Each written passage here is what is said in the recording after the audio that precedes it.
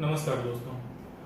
आज मैं आपको बताऊंगा कंधे के दर्द का एक ऐसा कारण जो थोड़ा असामान्य है, अनकॉमन है, लेकिन बहुत ही ज़रूरी है जानना, क्योंकि यदि ये चीज़ मिस हो जाए और ज़्यादा लंबे समय तक हो जाए तो वो एक इरिवर्सिबल हो जाता है, यानी उसके बाद जो मसल्स को डैमेज हुआ है वो रिवर्स नहीं किया जा सकता।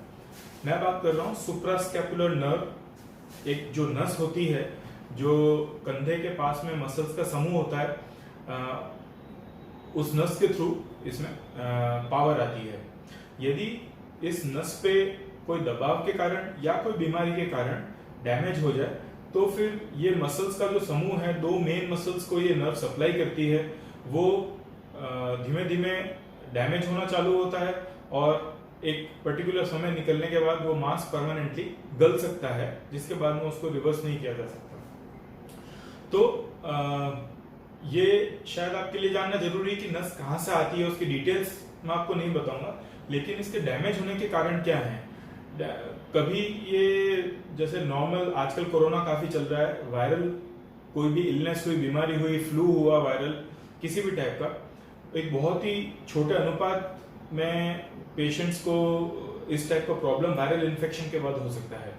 एक दूसरा जो कॉमन कारण है वो है नस के ऊपर दबाव हो, अंदर कभी कभार चर्बी की भी जैसे गांठ बन जाती है शरीर के अंदर, भले वो छोटी सी गांठ हो, लेकिन यदि वो नस के आसपास के एरिया में बन गई है तो उससे नस पे दबाव हो सकता है। कभी कंधे का पानी जो अंदर जॉइंट का लिक्विड होता है वो लीक होके कंधे के बाहर थोड़ा जाता है और नस के ऊपर दबाव पड़ने लगता है।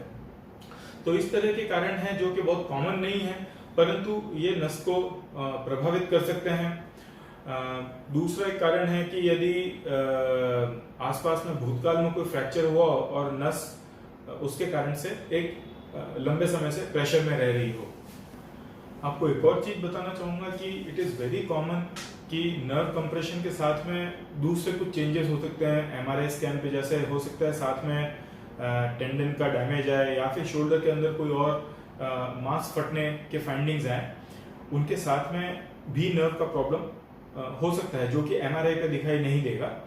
इसको डायग्नोसिस के लिए जरूरी है कि अच्छे से क्लिनिकल एग्जामिनेशन किया जाए। कभी कभी पीछे का मांस जैसे गलने लगता है, वो लेटर स्टेजेस में होता है, लेकिन यदि ऐसा कोई फाइंडिंग है तो डेफिनेटली ये नर्व कंप्रेशन के कारण हो सकता है।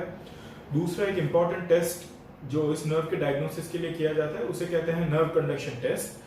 साथ ही में ईएमजी किया जाता है, यानी इलेक्ट्रोमायोग्राफी, जो आसपास के मसल्स में कितना पावर आ रहा है नर्व से वो पता लगता है। और ये ही अकेला एक टेस्ट है जिसके जरिए नर्व का प्रॉब्लम डायग्नोस किया जा सकता है।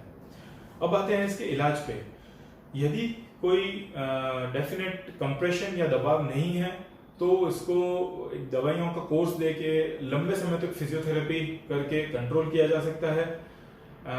और यदि इस नस पर दबाव है तो फिर इसे दूरबीन के जरिए ट्रीट किया जा सकता है। एक ऑपरेशन करके नर्व को कंप्रेशन हटाया जा सकता है।